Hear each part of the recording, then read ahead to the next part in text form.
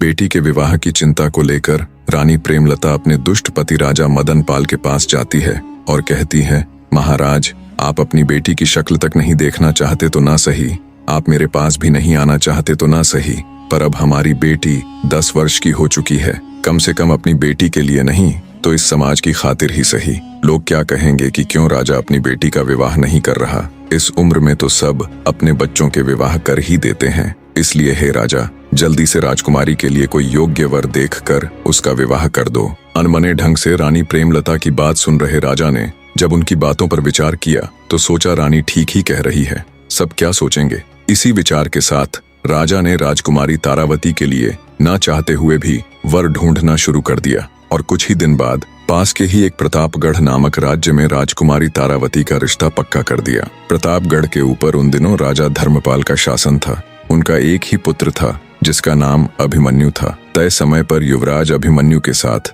राजकुमारी तारावती का विवाह संपन्न हो जाता है। ऐसे ही समय बीतता गया। राजकुमारी तारा अब 18 वर्ष की हो चुकी थी। वो अब पहले से भी कहीं अधिक सुंदर हो गई थी। राजकुमारी तारा को भगवान ने जितना सुंदर रूप दिया था वैसी ही उसकी बुद्धि भी थी। राजकुमारी तारावती का गोना जाने यानी ससुराल में रहने जाने का समय भी निकट आ गया था। जैसे जैसे राजकुमारी के ससुराल जाने का दिन नजदीक आ रहा था वैसे वैसे रानी प्रेमलता का स्वास्थ्य भी गिरता जा रहा था। जब रानी प्रेमलता को लगा कि वो अब नहीं बच पाएंगी और शायद बेटी के विदा होने से पहले ही वो इस दुनिया को अलविदा कह देंगी, तो रानी प्रेमलता राजा के पास जाती है और आंखों में अश्रु लिए राजा से विनती करती है, महाराज, मैं अच्छे से जानती हूँ कि आप हमारी पुत्री से नफरत करते हैं। आपने बचपन से लेकर आज तक उसे एक नजर देखना भी पसंद नहीं किया, लेकिन अब मुझे नहीं लगता मैं ज्यादा दिनों तक जीवित रहूंगी। इसलिए हे महाराज, मैं अपनी पुत्री की जिम्मेदारी अब आपको सौंप रही हूँ। जब तक उसका गोना नहीं हो जाता, जब तक वो अपनी ससुराल विदा नहीं हो जाती,